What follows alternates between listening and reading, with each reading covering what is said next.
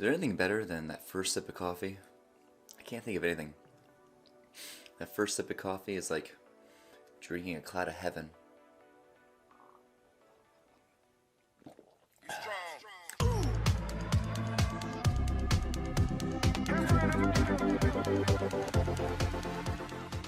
So in last week's video, I showed you how to introduce podcasting to your students, and I gave a list of 20 different topics that your students can choose from to pick as a podcast channel. I highly suggest that you go and check out that video first if you really want to do podcasting. That really paves the way for this next video. In that video, I give some kid-friendly podcasts as examples that you can show your students. I give a list of topics that your students can choose from to pick. And I even talk about creating a theme music or an introduction music to their podcast, along with an opening script that introduces themselves and the podcast itself. Today, I want to talk about the actual meat and potatoes of podcasting. I want to actually dive right into the lesson of recording their very first episode and all the steps that it takes to do this. So come with me for the ride.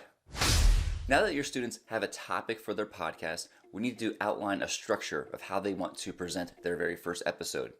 So for example, if their podcast is about exercising, well, maybe the first episode can be about easiest workout routine that you can do.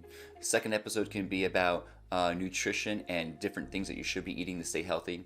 And then maybe the third episode can be about interviewing someone in the exercise world or nutrition world and talk about different workout routines or different exercises for different muscles. I made an outline for my students that basically lays out the structure of their podcast, and it really helps them stay on point and on topic and not deviate from their plan. In it, I first talk about what is their podcast all about, what's the general overview of their podcast. Then the next spot is what is this episode about? So again, you're narrowing that search down a little bit more and being very specific about what you're going to talk about. And then I have them write down 5 key points that I want them to really target and hit to talk about. I don't want them to ad-lib and make it up as they go, because then they might deviate from their topic and all of a sudden you have a podcast that doesn't really quite make sense. So giving them this outline and having them fill it in really ups their podcast level. At the bottom where it says notes, this is where I let them fill out any other important details that they think they need to include. Whether it's they want to do a narrative exposition, or maybe they want to do an interview kind of podcast. Maybe they want to remind themselves to keep the energy high and flowing.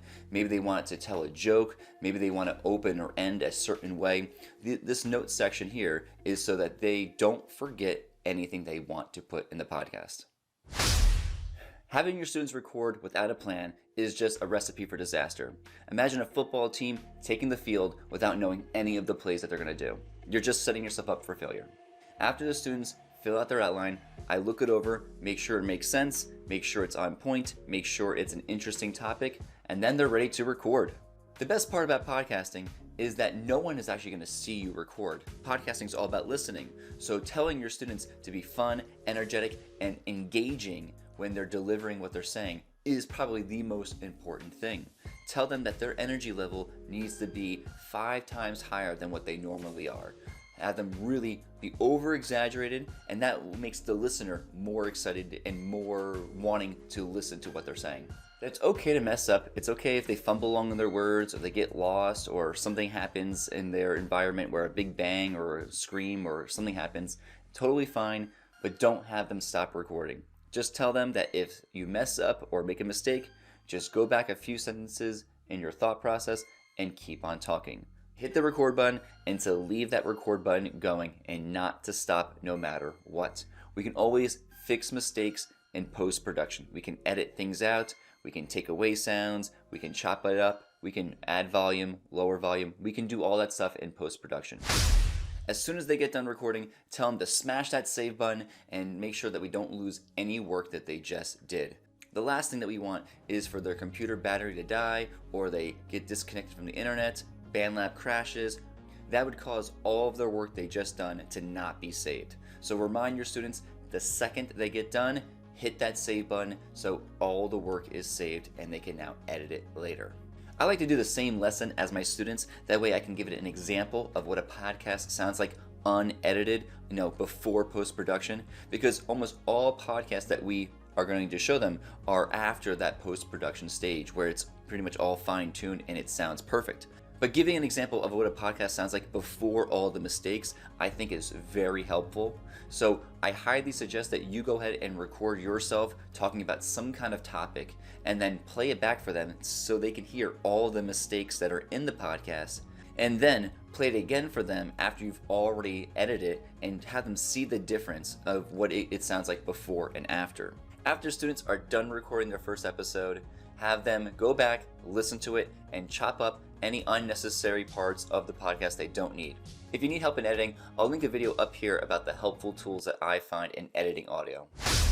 The last and final thing they need to do is bring in the previous recording of their entrance music and the introduction audio to their podcast. We can do this by opening up their previous recording and hitting the download button. Most likely, we'll have to move some audio around and adjust some volume levels, but after everything is all done, we'll have a complete first episode of a podcast.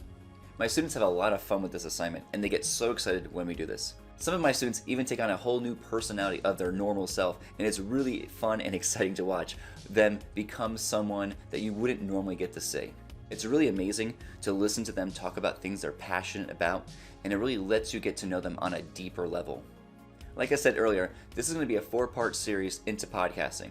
So stay tuned to next week's episode where I'm going to talk about the structure to do an interview podcast along with incorporating a commercial for a sponsorship. Thank you so much for watching, and I'll see you in next week's episode. Bye.